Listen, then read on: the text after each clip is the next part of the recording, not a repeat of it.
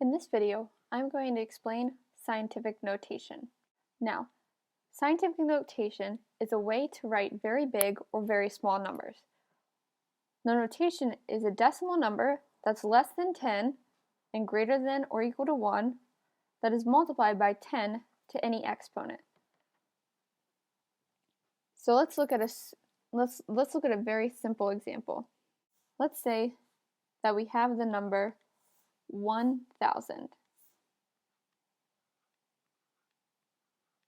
To write this in scientific notation, it needs to be a decimal number less than 10 and greater than or equal to 1. So 1,000 isn't less than 10, so we're going to take this decimal that's right here and move it over 1. 100 isn't less than 10, move it over 1. 10 isn't less than 10, so move it over 1 more. 1 is less than 10 and greater than or equal to 1. So now our decimal will go right here between the 1 and the 0. So our new number is going to be 1.0, but we have to multiply that by 10 to the, well, how many times did we move the decimal place over? We moved it over 1, 2, 3 times. So 1,000 is the same thing as 1.0 times 10 to the third. If you were to multiply that out, you would get the same number, 1,000. Let's look at a little bit of a harder number to do. So we're going to look at the number 25,693. We're going to write this in scientific notation, so we're going to start by moving the decimal place over until it's less than 10, which would be right here between the 2 and the 5. So we're going to write this as 2.5693 times 10 to the, how many times did we move our decimal place over? Well, 1, 2, 3, 4. So this number is 2.5693 times 10 to the fourth. Now let's say I gave you 305,690. If you're catching on how this looks, in scientific notation, your decimal is only going to have one value in front or to the left of the decimal point. So, as opposed to always moving it over step by step until you know that it's less than 10 and greater than or equal to 1,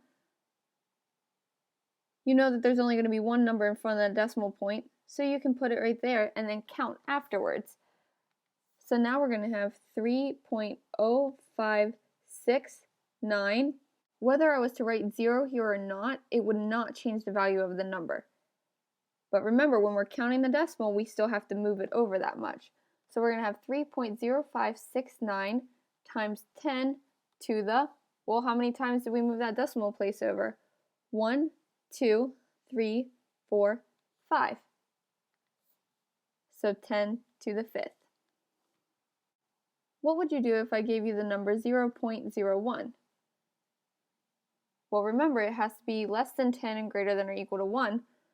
So we're going to have to move the decimal place to the right. 1, 2 times to the right.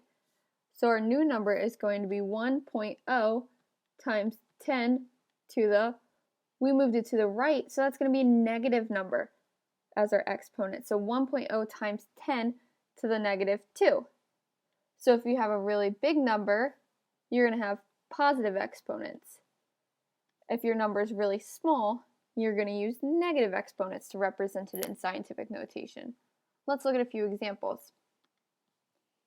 Say I give you the number 0.00063. Our new decimal is going to be placed between the 6 and the 3 because 6.3 is less than 10 and greater than or equal to 1.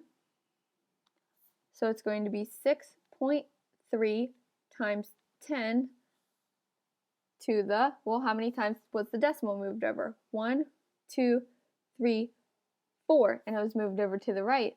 So 6.3 times 10 to the negative 4 would be the scientific notation of this number. Let's do one more. Let's say I give you 0.0020500. Now our decimal place is going to be our decimal point is going to be placed between the 2 and the 0. So our new number, so in scientific notation, we're going to write 2.05. We do not need these zeros after the 5 because they will not change the value whether we include them or not. So we can drop those zeros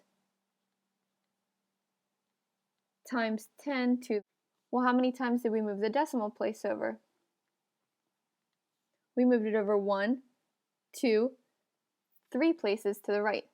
So 2.05 times 10 to the negative third is the scientific notation of the original number. And as you can see, these new numbers look a lot cleaner and easier to read than the older numbers. But the new and the old are still the same value.